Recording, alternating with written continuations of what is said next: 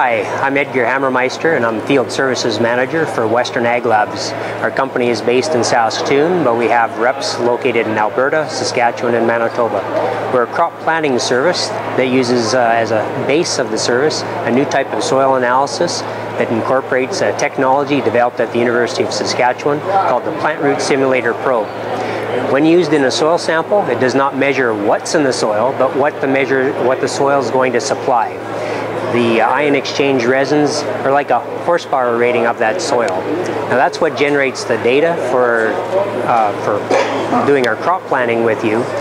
The model that we like to use is the nutrient forecaster. Now the nutrient forecaster takes into account different growing season conditions, how warm or cold the season is, along with your long-term or hoped-for rain, also your soil physical and chemical characteristics.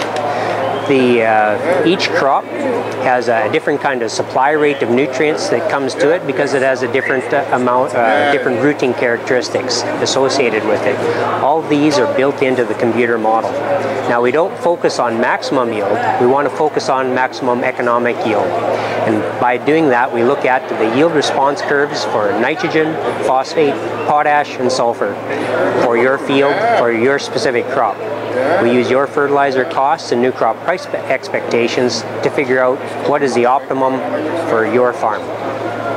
Okay, Edgar, you're going to give us a little demo of, now we talked a little bit about that Western Ag Labs will actually do the soil sampling.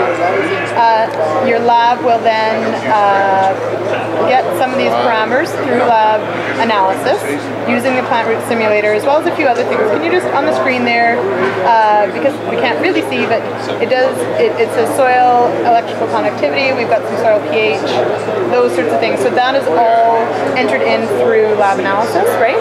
That's correct. Okay. You want me to? Yeah, sure. Yeah, okay. Just walk us through kind of the screen.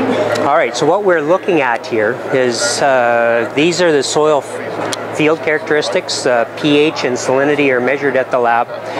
Clay content or the water storage capacity of the soil and the soil density are assessments that we make when we're in the field.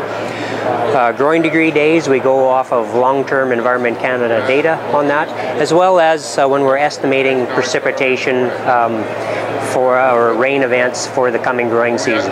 We'll take feedback or input from the farmer to establish that, and then we can do all the what-if scenarios. What if we fertilize for 8 inches of rain and get 10? What if we fertilize for 10 and only get 8 or 6?